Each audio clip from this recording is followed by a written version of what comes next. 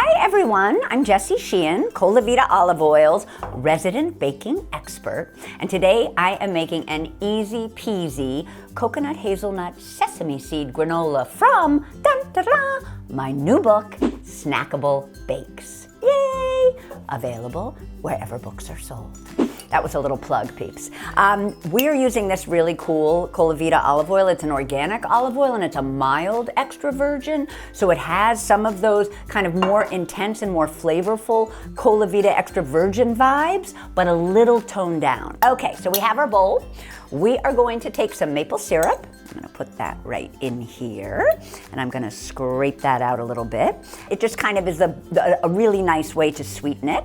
I am now going to add 1/2 cup of Colavita olive oil. Here we go. And then I'm gonna add a little bit of brown sugar. So mostly this is sweetened with maple syrup, but I like to just add a little bit of the brown sugar too. And you know what? I'm gonna also add my salt.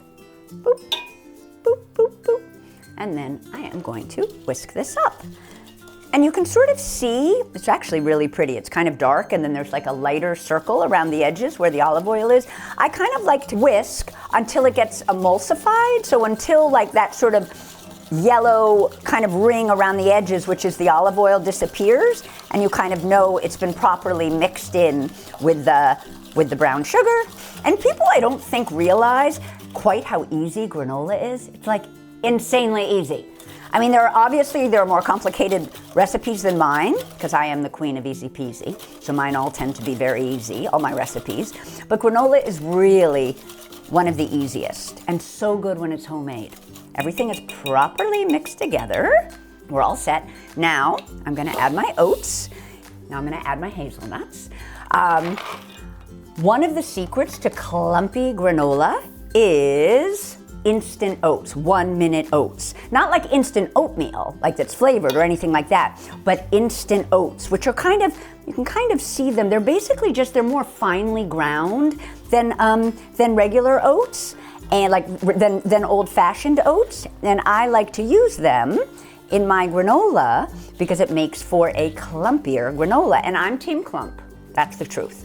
However, if you are not team clump and you still want to make this granola, just break it up into little pieces. The other thing is the recipe for this granola actually calls for skinless hazelnuts, ones that aren't brown, they're actually white.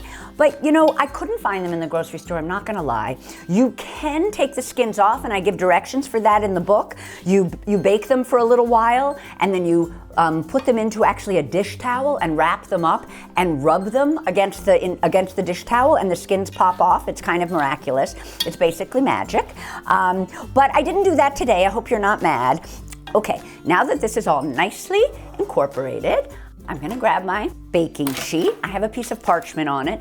You know what you can also use? You can also use a Silpat mat if you have something like that. They're great when making granola because they're non-stick, obviously, and they're a little heavy. You know, they're heavier than a piece of parchment, for instance. And so it's really easy to kind of mix up the granola on the tray, which you do at the halfway mark when you're baking. And so I think a Silpat mat is kind of nice because, you know, the mat stays put. Whereas here, I sort of have, do you see how I'm like kind of holding my paper down? And basically I am just going to pat this down onto my tray. This recipe also calls for coconut, for this beautiful flaked, check it out, peeps. How pretty is flaked coconut? But we don't add the coconut until about 10 minutes before the baking time is up because we don't want it to get too, it would get burnt if it baked in with the granola for the entire time. The granola bakes for about 45 minutes in a 325-degree oven, and I like to rotate it at 20 minutes, just kind of mix it up on the pan. That's why I was telling you about the Silpat mat, because that's when it's helpful. About 10 minutes before the baking time is over, so at like 35 minutes, I add that coconut.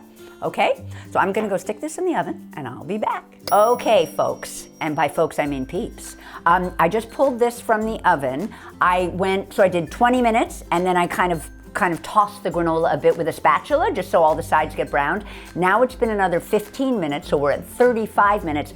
I'm adding the coconut. The granola basically has about 10 more minutes of baking, but I wanted to put the coconut on at that point so that, as I said earlier, it doesn't kind of get too dark. Now I'm gonna stick this back in the oven, 325 degrees for the last 10 minutes of baking. Okay peeps, the granola is out of the oven. It's nice and hot and toasty. Now I'm gonna add just like a teeny bit of salt over the granola. And I do this just because I love the combo of salt and sweet, like sweet salty is like my jam. And I like to put it on when it's warm because then it sort of sticks to the granola as it were. And so it won't all end up on the bottom of the tray. So now we're gonna let this cool to room temp and then it's gonna be clumpy, clumpy, clumpy. Okay peeps, will you look at this gorgeousness? Oh my God, I wanna show you like a really huge chunk.